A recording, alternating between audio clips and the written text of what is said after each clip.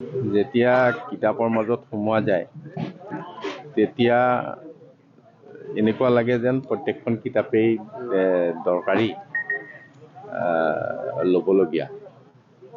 তাৰ ভিতৰতে কিছু সংখ্যক চাই লোৱা যায়।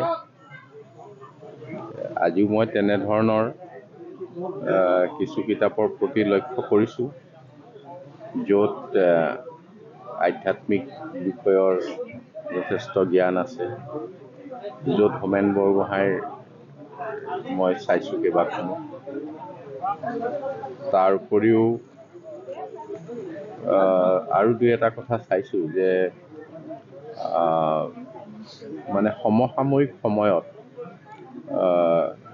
কিছুমান কথা আমাৰ কাৰণে দৰকাৰ, তেনেকুৱা মানে জৈৱিক প্ৰক্ৰিয়াৰে কেনেকৈ কৃষি ক্ষেত্ৰ বা অন্যান্য ধৰণৰ কামৰ দিহা দিয়া কিতাপো পাইছোঁ।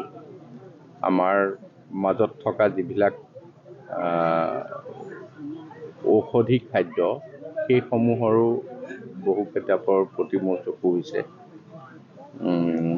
সেয়ে লৈ মই আধ্যাত্মিক কিতাপ দুই এখন মই মাৰ কাৰণেও লৈছোঁ। মা অথনি আহিছিলে ইয়ালৈ, হয়তো কি লৈ গ'ল নাজানো। গতিকে মই ভাবিছোঁ যে মায়ে বহি থাকে যেতিয়া তেনেকুৱা দুই চাৰি পঢ়ি ভাল পাব, আৰু ময়ো দুই চাৰিখন তেনেকুৱা কিতাপ ইয়াত চকুত পৰাকৈ লৈছোঁ। সামগ্ৰিকভাৱে কথাটো এইটো যে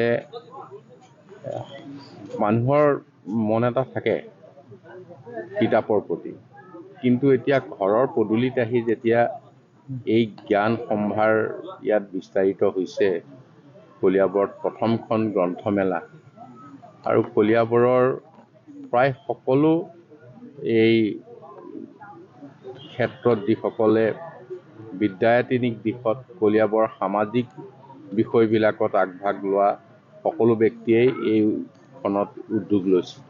গতিকে যদিও প্ৰজন্মৰ উদ্যোগত হৈছে, গতিকে ইয়াত দেখা যায় সকলোৱে লৈছে।